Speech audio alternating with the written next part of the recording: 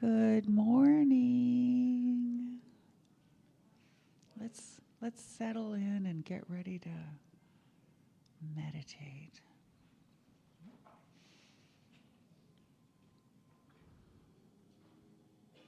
My name is Julia Smith. I'm a licensed prayer practitioner here at San Jose Center for Spiritual Living. And let's just close our eyes, feel our bodies in the chair, feet on the ground.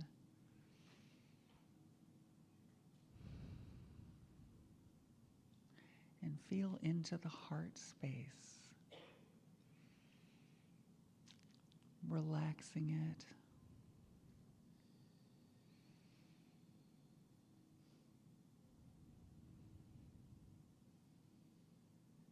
And as we breathe in and out, just see if anything wants to come up to be let go of.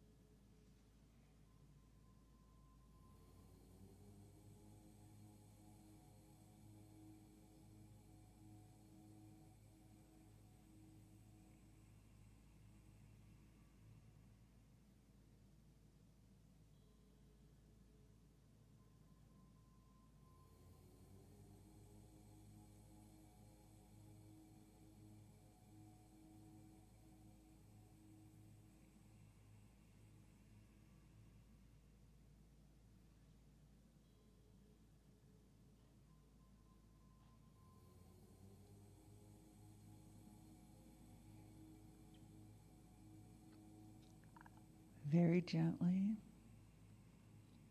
start coming back into the room.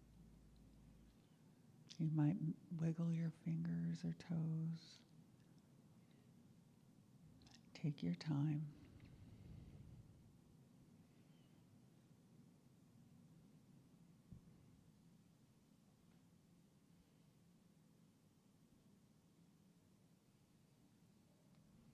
Thank you.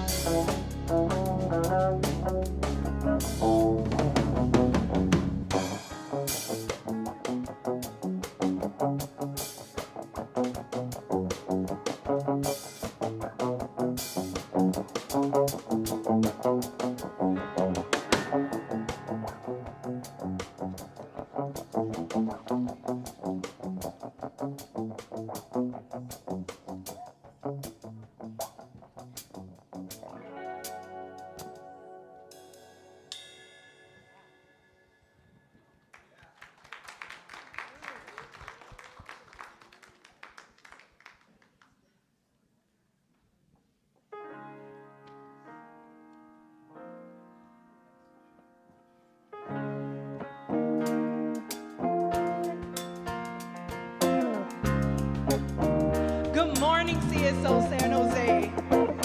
Good morning. It's so good to be with you this morning. Please rise and join us in our opening song as we get centered in gratitude this morning. All right.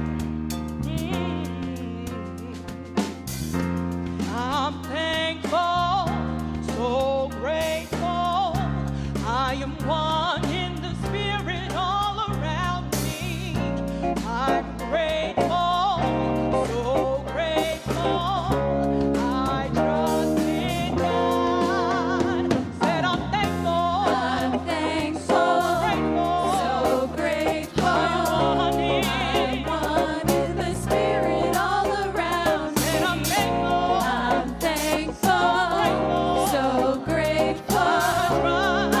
Trust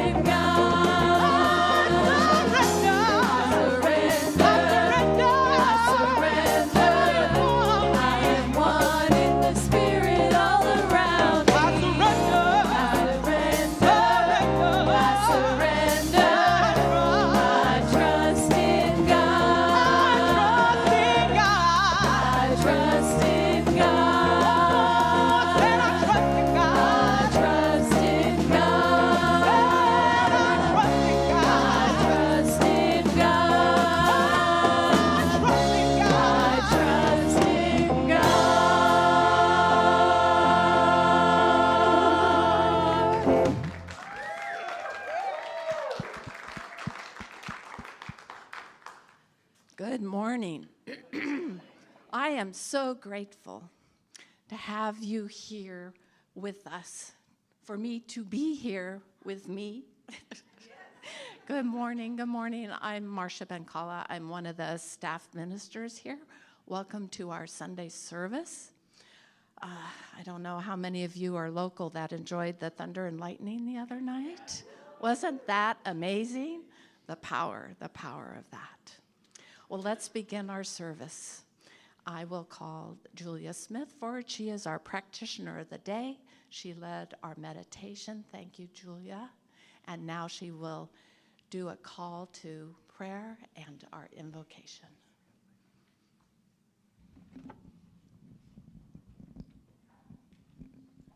Good morning. Please close your eyes, settle into your chair, and allow the vibration of the bowl to draw you in deeper.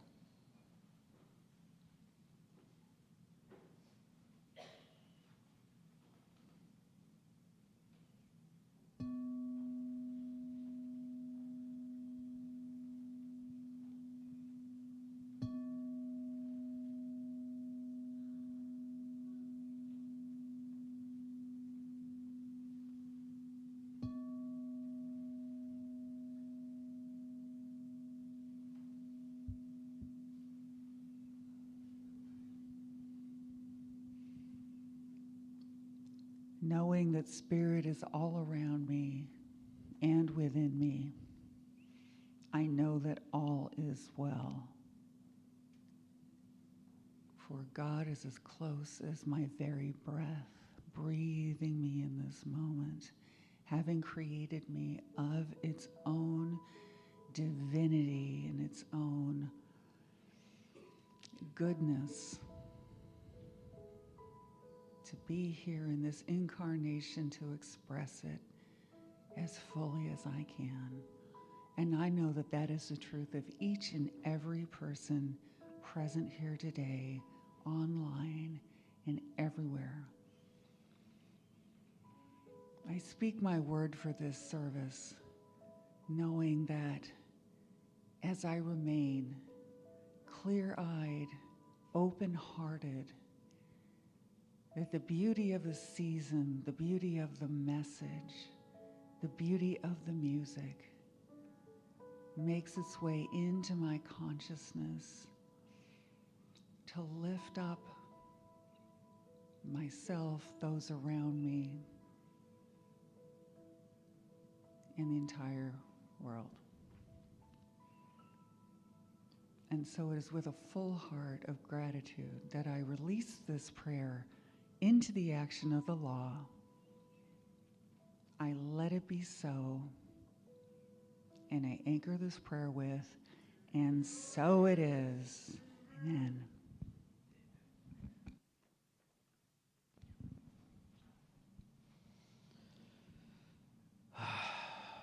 Thank you, Julia. It's that time in our service when we recite our statement of being, and I've been using the word invoke lately, and I found another meaning for it. It's good to look up the etymology of words. So invoke, number 7 on the list of, there's like 9 of these roots, to bring about as an inevitable consequence. So if we invoke our statement of being enough, it will be brought about as an inevitable consequence. How cool is that? Okay, so if you will stand. I'm not going to put my phone down up here because I'll leave it. So let's do this. And here we go. Let's invoke this thing. We believe that life is good, that God is all there is, and love is the only power. We are a welcoming and inclusive community of inspired individuals caring for and about each other and the entire planetary family, bringing the gifts of active compassion and kindness to the world Our purpose is to transform lives, build dreams, and reveal God through education, music, prayer, service, generosity, and play. Play with someone next to you or across the room. It doesn't matter.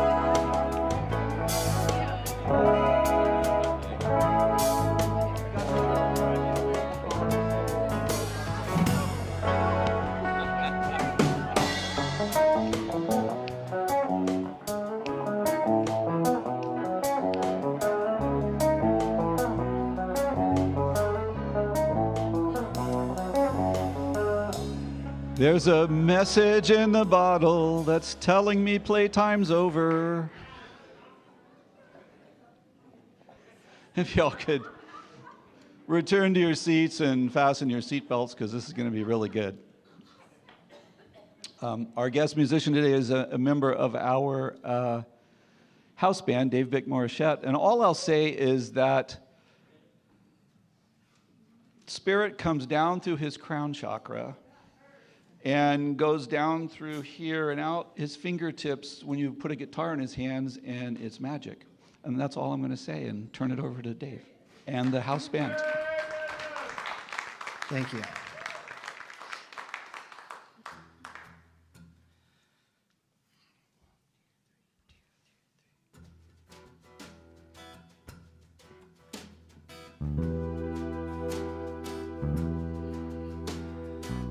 This one's for all the newest members of the planetary family.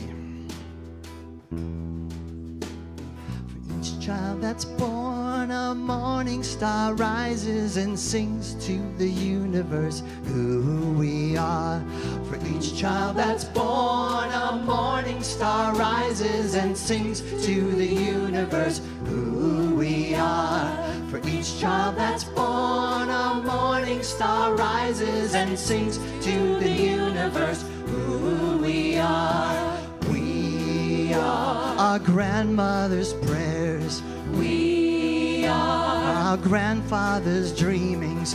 We are the breath of the ancestors. We are the Spirit of God. We are mothers of courage, fathers of time, daughters of dust, sons of great vision. We're sisters of mercy, brothers of love, lovers of life, builders of nations. We're seekers of truth, sisters of faith, masters of peace and the wisdom of ages. We are our grandmother's prayers. We are our grandfather's dreamings. We are the breath of the ancestors. We are the Spirit of God. We are mothers of courage, fathers of time, daughters of dust, sons of great visions. We're sisters of mercy, brothers of love, lovers of life, builders of nations. We're seekers of truth, makers of faith, makers of peace and the wisdom of ages. We are our grandmother's prayers. We are our grandfather's dreamings. We are the breath of the ancestors. We are the Spirit of God. For each child that's born, a morning star rises and sings to the universe who we are. For each child that's born, a morning star rises and sings to the universe who we are. For each child that's born, a morning star rises and sings to the universe who we are one.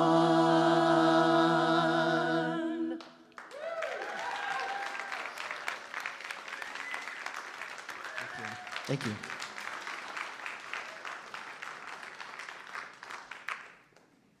Thank you, Dave. That was beautiful. Thank you to our praise team and Troy and Billy. Thank you. Okay. Somebody's saying something to me out there. Oh, who composed that? That's actually in our notes. Sweet Honey in the Rock. Isn't that beautiful? That's a beautiful song. Okay. I'm Marcia Bencala again. I'm your staff minister. And I'm going to try this. We'll see if this works. Clear eyes, full heart. Woo, did you hear that? Can't lose. Let's repeat that together. Clear eyes, full heart, can't lose. Does anybody know where that comes from? Friday Night Lights, exactly. A television series from 2006. It's about football in a small town of Texas.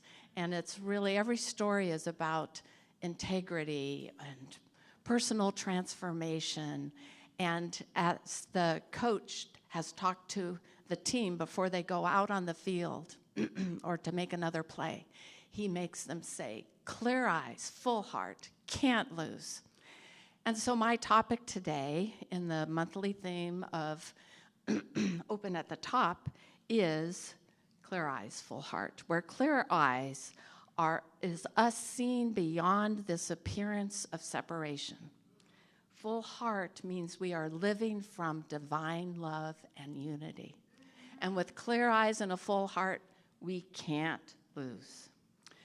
And so underlying what I'm going to talk to you about, which is really about the open heart, is an experience I am within, kind of. It's been going on for 9 or 10 months or so, when I was gripped by fear. And it had to do with,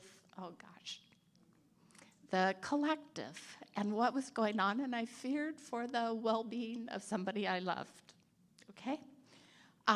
So it was a reasonable fear. But I knew that I had fallen into my victimness. And so I went through a long process of contemplation and prayer because I wanted to know what was mine to do. What was mine to do about that? And the net of it is that I believed I was to always come from love. Always come from love, no matter what. And that's what I'm going to talk to you about. So first, I'm going to begin with a Bible quote, actually, because I believe we are all being called right here, right now, to awaken to love. 1 Corinthians 13:1. If I have the gift of prophecy and can fathom all mysteries and knowledge, and if I have a faith that can move mountains, but I have not love, I am nothing. So the Course of Miracles says that the fundamental call for us is always a call to love, not to fear. That love is our true reality. It is the essence of who we are. And that allows us to transcend any individual feeling of separation or differences. And it means that we can fully embody love because we are of love and manifest in our world a sense of oneness. Living any other way means that there's an element of fear somewhere in there. And fear being a mistaken perception that we are separate from each other and from our source, from God. Marianne Williamson writes books, you probably have heard of her, based on the Course of Miracles, and her recent book, The Mystical Jesus. She says in there that Jesus' central message to us was to embrace the thought system of love. So she says there's two thought systems, a thought system of fear and a thought system of love. The thought system of fear is the belief in that we are separate from each other. And we start to believe that our reality is our external world.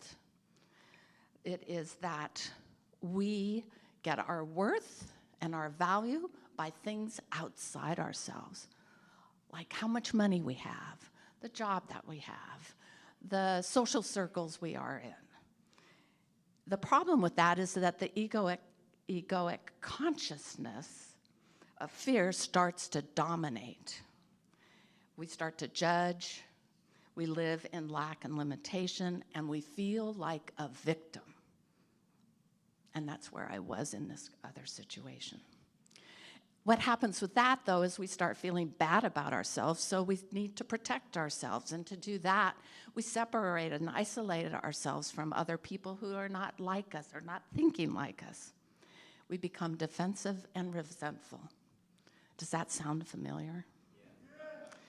The thought system of love, however, is recognizing, as I mentioned, the divinity within ourselves, our inherent worth, and we choose thoughts of oneness, which align us with life and love.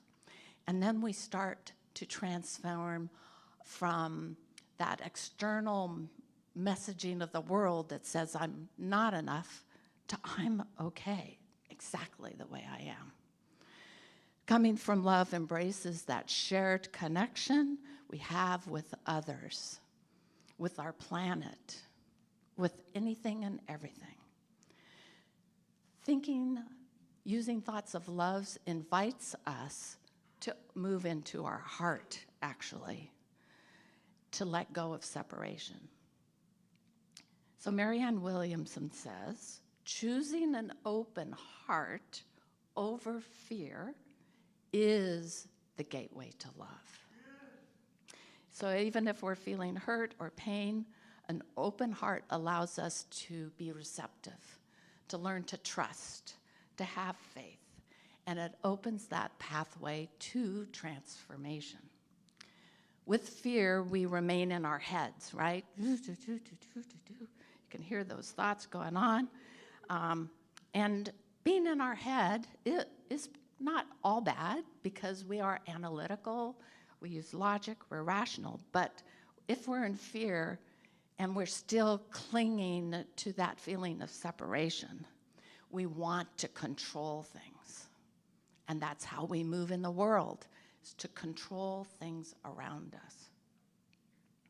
It's through our heart that we connect to our divine nature. Unlike our mind, which tends to analyze, right, and judge, the heart intuitively knows. It's where you get those aha moments. It intuitively knows and feels. By thinking loving thoughts, we bypass those critical features of the mind, and we sink into a deeper awareness. Again, I'm not saying that our thoughts are wrong and that our brain is wrong. Thoughts can be very useful, right? Our thoughts are what generate affirmations and our prayers. And through thoughts and words, we can express our emotions and our feelings. It's also how we express and share our stories and build connection. The thing is, it's those thoughts that are actually coming from the heart first when we think that way. What I'm saying is our thoughts need to be guided by our heart. We need to integrate our brain's ability to reason and discern with our heart leading the way. Clear eyes, full heart, can't lose. So in this situation I was in which I was trying to figure out how to be out of fear, but what was mine to do, I realized that the only thing I could do was come from love first. And I realized that a lot of our practices are heart-centered. They are actually a place we go to open our heart, like meditation, right?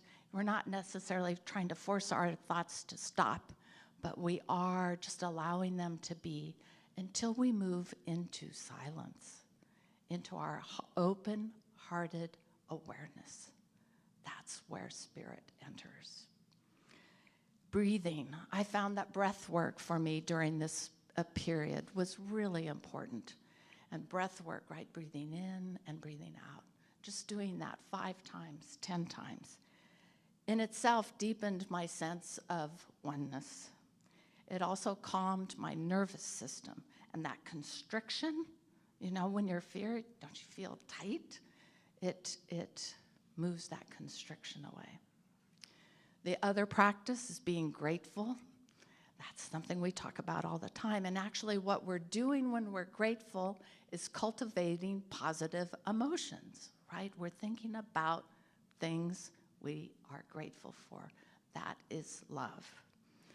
So physically, what that's doing to the heart is it's actually activating our vagus nerve, which regulates our heart rate, which then allows us to feel calmer and feel safe. What we're generating when we're thinking loving thoughts and move into our heart is actually a heart-brain coherence, physically. The other practice, forgiveness and empathy, allows us to recognize our divinity and our humanity and release situations perhaps in which we're under quite a bit of stress. Physically, it enhances that heart-brain coherence. So the heart, in reality, is really important in terms of our impact on others. The Heart Math Institute, you may be aware of them, they do a lot of research around the heart. And they say that the heart's electromagnetic field plays a huge role, not only in our internal bodily communication, right, blood flow, things like that, but also in our interaction with others and within our environment. And that's because the heart has the most powerful and extensive energy field in our body. They can measure our heart communication out as far as 3 to 4 feet from our body. That's a lot. That's me talking to somebody. The heart is 5,000 times stronger than our brain's electromagnetic field. And we think our brain is so important. We live from our brain. And what I'm saying here is, maybe we got that backwards. We need to live from our heart. It creates this brain-heart coherence. So, for example, when I'm grateful, what happens is that it's a positive emotion, which creates an organized coherence between the field of energy between my heart and my brain. And that's what, because it's organized and coherent, it can reach somebody else. Now think about anger, and anger. It's not a coherent, organized emotion. Instead, it's all over the place. And you know how you feel, right, when somebody's coming towards you with anger? I don't know about you, but usually I want to get away, right? So what I'm saying is even physically, not just literally, I'm saying, not figuratively, is that when our heart and brain energy fields harmonize, they have found that that creates greater social connection and less social stress, more cooperation, more creativity, and problem solving. So what I came to is that the only thing I can do in the collective when I'm feeling like a victim is to start with love. Love everything and everybody, and proactively deal with our divisiveness that we see in our country. So what I learned to do whenever somebody that was angry started to confront me, or actually almost any conversation now, so the first thing I do is I center myself. and I breathe, and I remember that I want to come from love. I see beyond the emotion that might be coming at me.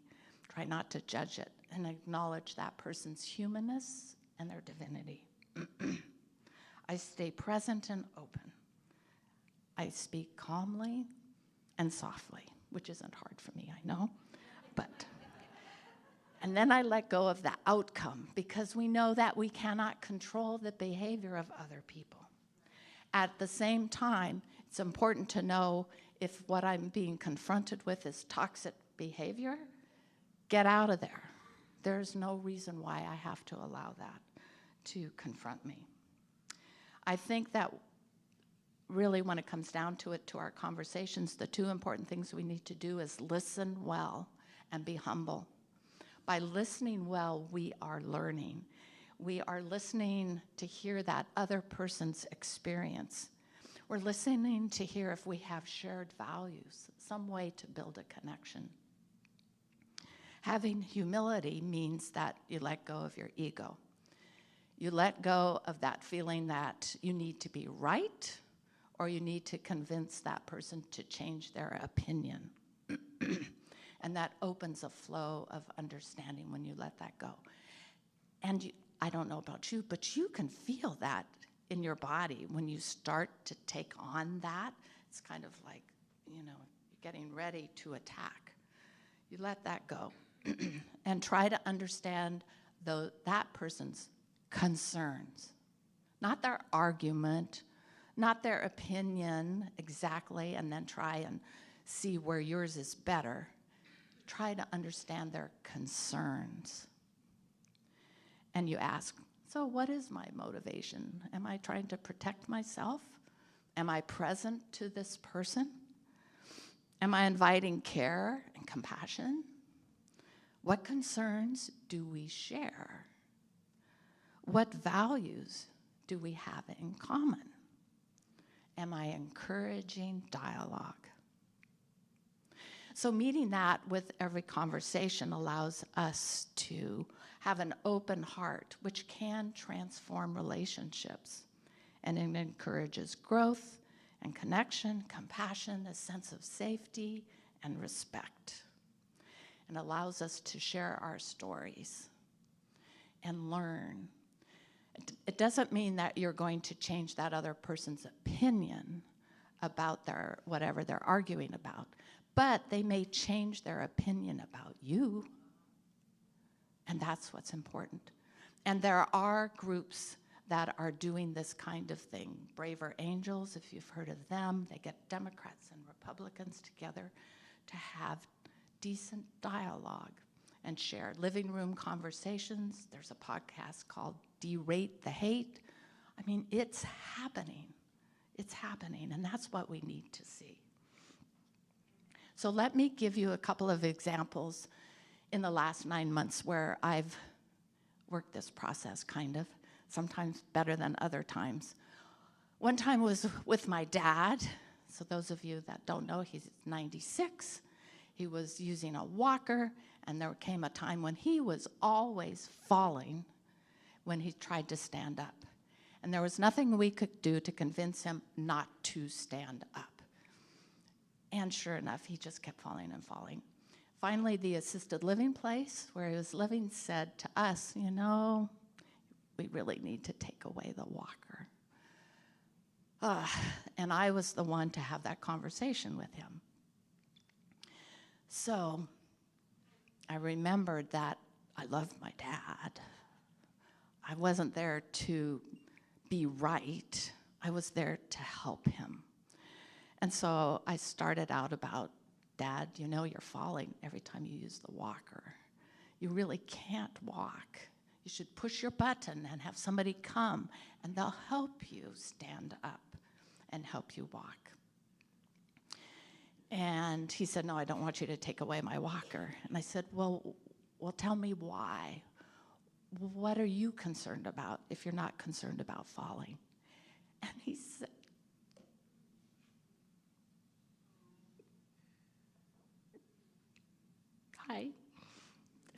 he said to me, I'm concerned about my safety Because if you're not here and there's a fire, how am I going to get out? And even though I knew he would fall, that to him was a safety thing. And so we decided, we with assisted living, that we would leave his walker there. And if he fell, he fell. That's what we did. Another situation is I have a group of friends. We get together periodically. We would talk about the world, and over the years, one person was having a different view than we were having. And I found once when we got together in the last 9 months that she was trying to convince us that we were wrong. And I knew all this stuff, right? I'd been thinking about all of this. And boy, did I get triggered. I got really triggered. So I stood up and turned away. I was going to walk away. Then I remembered, Marcia, this isn't who you are. This isn't who you are. So I turned around and looked at my friend, and she said, I'm afraid. And that melted my heart. She told me what she was afraid of, what her concern was. And the only thing I could say back to her was, I'm afraid too. That's how we, I believe, need to move differently in the world. I believe that, as Reverend Rochelle said last week, the time is now. If not now, when? And if not us, who, right? It is us. So what I'm saying is not to change how you're living, but to double down on your spiritual practice and first come from love. First come from love. Lead with an open heart.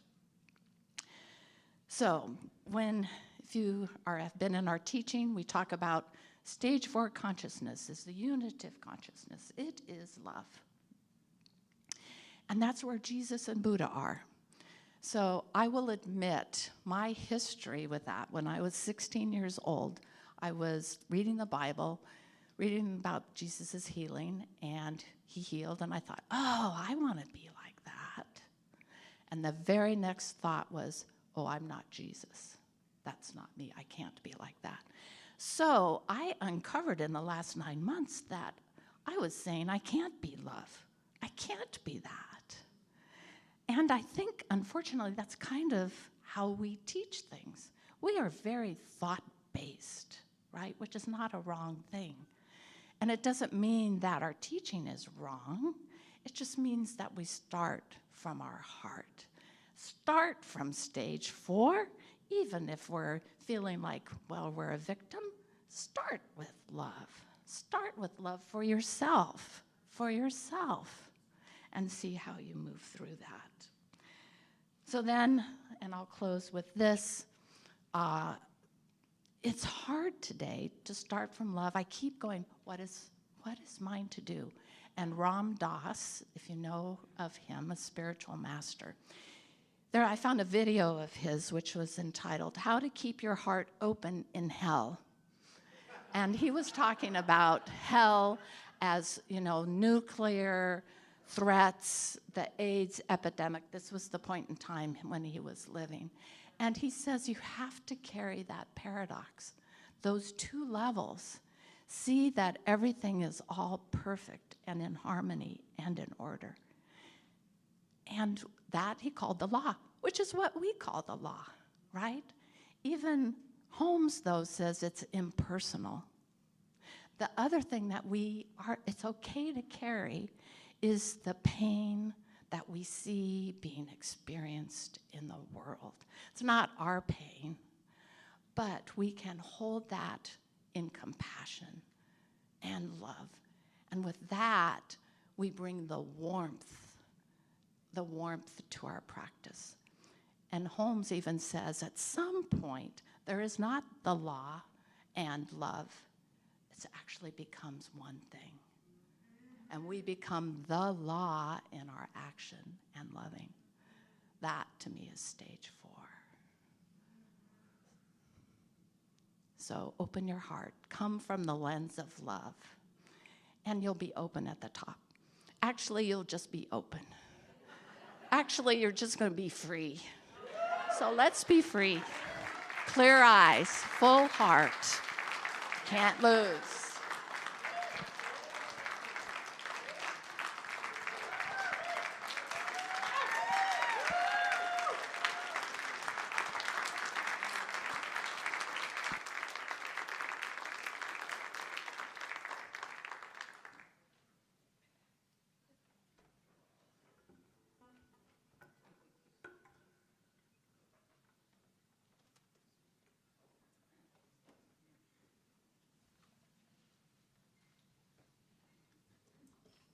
Thank you, Reverend Marcia, for a superior, excellent message.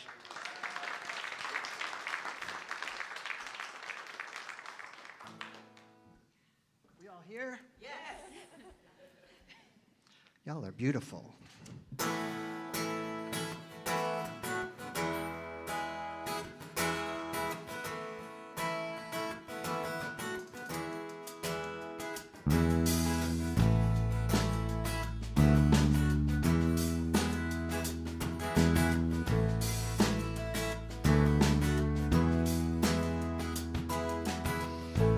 What we speak becomes the house we live in. Our heart's desire is being wrapped in love and feelings. I must be sure that everything I'm given is reflecting all the glory I observe. In case you forgot how wonderful you were, I say to you, you are beautiful. I say to you, you are beautiful, deserving of my love and praise. I take this time to celebrate the light I see that makes me say, hey, hey, you are beautiful.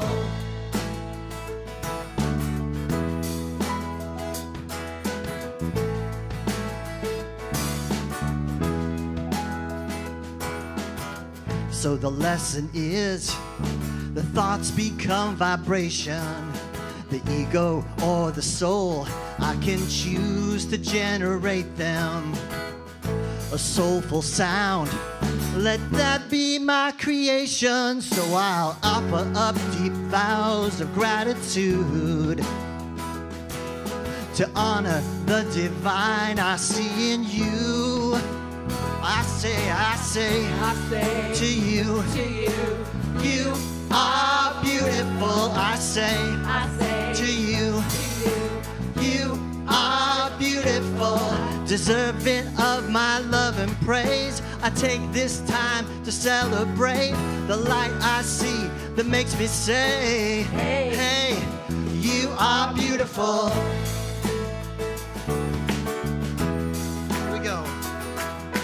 Can't go back, my soul's been stirred, noticing the power of my word.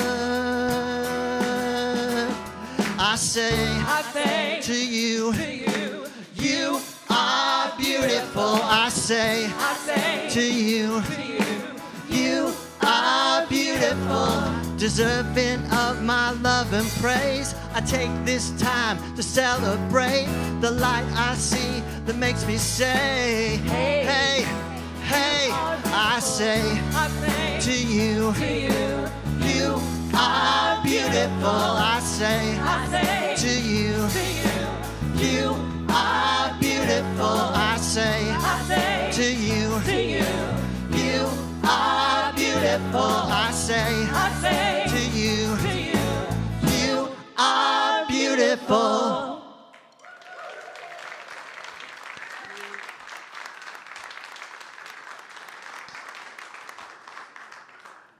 Thank you. Thank you. You're beautiful too.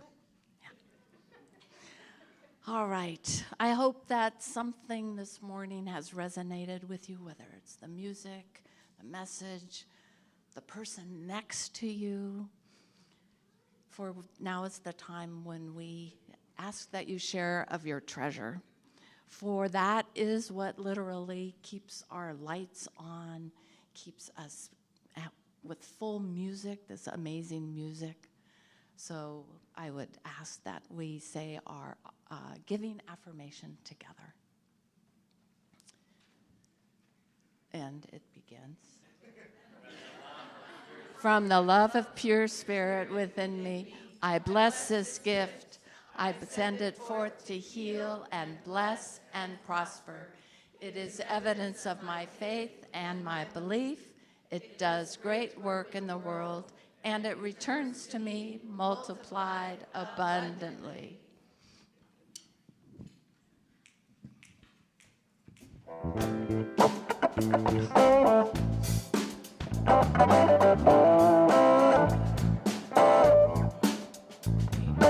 Thank you for this day, Spirit. Thank you for this day. Thank you for this day, Spirit. Thank you for this day. This healing, this healing, this healing day. This healing, this healing, this healing day. Thank you for my friend, Spirit. Thank you for my friend. Thank you for my friends, Spirit. Thank you for my friends. My wonderful, my wonderful, my wonderful friend. My wonderful, my wonderful, my wonderful friends. Oh, thank you for my health, Spirit. Thank you for my health. Thank you for my health, Spirit. Thank you for my health. Oh, my radiant, my radiant, my radiant health. My radiant, my radiant, my radiant health. Thank you for my life, Spirit. Thank you for my life. Thank you for my life, Spirit. Thank you for my life. My glorious, my glorious, my glorious life. My glorious, my glorious, my glorious life. Thank you for my wealth, Spirit. Thank you for my wealth. Thank you for my wealth, Spirit. Thank you for my wealth. My opulent, my opulent, my opulent wealth. My opulent, my opulent, my opulent wealth. Thank you for this day, Spirit. Thank you for this day. Thank you for this day, Spirit. Thank you for this day.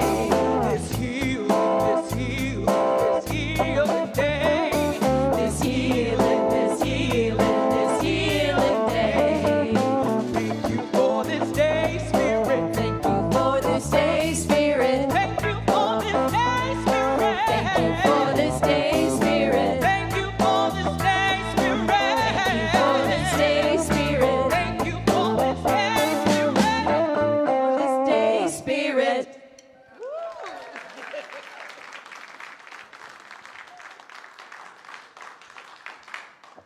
All right, as we begin to close our service, we've got a few announcements for you. First of all, if you became a member of our center in 2023 or 2024, you can pick up your name badge from our concierge desk in Fellowship Hall. Daniel's got his. Look at that. One of these. Congratulations, Daniels. Anyway, you can pick up your badge after service. Helps you remember who you are.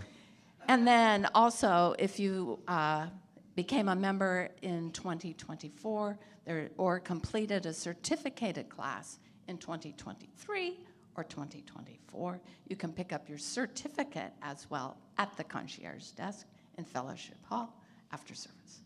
Is Phyllis Gallagher sitting here? Okay, there she is. So Phyllis Gallagher facilitates the prayer shawl group that meets third Sundays every month from 1 to 3. There's no charge. See her if you are interested in doing that. And then also today is the second in our series of town hall meetings. It will be here after service. There was an email that went out this morning that has a Zoom link if you prefer to participate remotely. And now we have an announcement from Susanne. Thank you. Yeah, somebody's got to go to Hawaii. Yeah! Don't you think it's time to go to Hawaii? So, as mentioned last week, our our center inherited a long time ago a timeshare in Hawaii, which we still own. And its usage is January 2 through 9 every year. It's a red season. It's a beautiful time. Many people have gone home already. And we're auctioning it off on our auction platform. And we've adjusted the minimum bid. So here's the truth. We pay $1,650 a year in dues. You know, these things have dues. So that's our opening bid.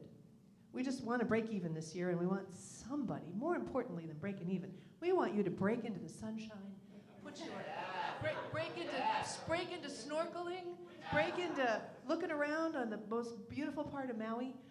And so that link is available on our website. You can see our concierge. The auction will end at midnight on Wednesday. I'm going to try to get it into our Facebook page so that y'all can spread it a little farther. It does not have to be our community. We just want it to be used. That's the most important thing. Let's make sure somebody is enjoying themselves. So. Maui, on the in Kihei. And we have people here who have stayed here. Daniel's been here, Elizabeth and Kevin have been there. So, and these were because we used to auction it at our auction in previous years. So that's how it got used. And we haven't had an auction in the last couple of years. So go to Hawaii. Okay. Thank you, Susanne. And I also want to mention that next Sunday, December 22nd, our regular service will be a candle lighting service with Reverend Rochelle. So please join us then. Now I'll turn it over to Debbie. New Year's Eve is coming up, and we are having our annual New Year's Eve celebration. It's going to be, does it start at 5:30? I can't remember exactly the time. It starts at 5. It starts at 6 to 7:30, so that you can be free to then go on to whatever you want to do. It's a meditative, spiritual, a little bit pagan-y, a little bit of everything, a little bit God, about just releasing. It's a beautiful meditation of releasing 2024. And that may take longer than it usually has in the past because there's a lot more to release. But then also, there's also the lighting of the candles. So it's blowing out candles and lighting candles and blowing them out and then welcoming the possibilities of a new year. And it's magical, and it's done in Fellowship Hall. And it's led by Les Lindop and myself. I'm sorry he didn't appear on the slide, but he is also co-facilitating this with me, and there'll be several other practitioners as well. But it's magical. There's no refreshments, just God, good, and Mother Earth, and stars and the moon. So please welcome to come to that. And then starting January 7th, I will be facilitating with Elizabeth Jade back there. We're doing a visioning class. It's an 8-week class, and it's where you get out of the way. It's a class with meditation and grounding and working with the 4 stages of spiritual growth, but getting out of your head and dropping that 12 inches into your heart, and then letting your heart reveal stuff you don't even know you've got, whether it's colors, actions, thoughts, music, whatever. But it's a way of actually surrendering, corta la cabeza, and get into your heart space. And it's a magical class, and I hope that you're willing to join us for in person only. We're building community and just learning to love each other. So thank you. And the links for all these are on the website for registration. And then also, beginning January 9th, it's the Prac 1 Term 2 for those continuing in the practitioner studies. And that's facilitated by me and Jennifer Bick. We've done this before. We have a blast, so do the participants. And the registration deadline is Wednesday, January 8th, and that link is also on the website. And then, last but not least... That's least. That's least. We're done. Thank you. That's last. That's last. Okay, so we have a couple of things that happen on second Sundays every month. One is Animal Connections, facilitated by Debbie Belvanseri, and the other one is caregiver support. If you are a caregiver or supporting a caregiver of an elderly parent or something, this is a support group, and that's facilitated by Mary Jo Garrett and this person, this reverend right here. So very powerful. Thank you, Ron. So now, as I invite the teens and the youth to come forward along with the practitioners, I'm wondering if anybody's here for the very first time. Anybody? So if you are here for the first time and just don't want to say, that's totally fine. Please join us after service over in Fellowship Hall. Feel free to introduce yourself to me. We've got goodies out there. There's also a concierge desk that is a place where you can go and ask any questions that you have. And then also after service, if you are in need of prayer for something in your life, or if you just are grateful for something that's happening in your life and would like to honor that with prayer, please join our practitioners in the corner back there, and they'll be in prayer with you. Thank you. Are you coming? You just made it, just in time. I was doing teen camp registrations. Yay! Yay! Good morning. I am Jennifer from Youth and Family, and I just wanted to acknowledge our youth volunteers today. We had Linda for the littles and Leanne also for littles. We had David with the preteens and Nick with the teens today. Thank you. Thank you. And now we're going to have our final song, and then Ron will close us in our benediction. Join us.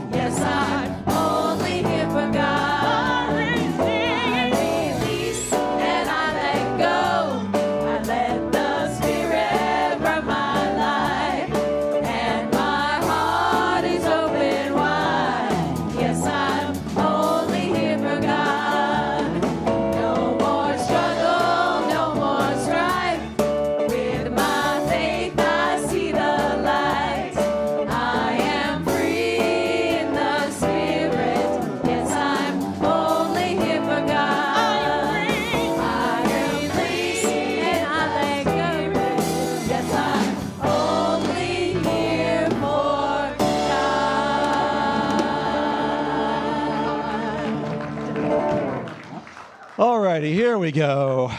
I sing to the universe who we are.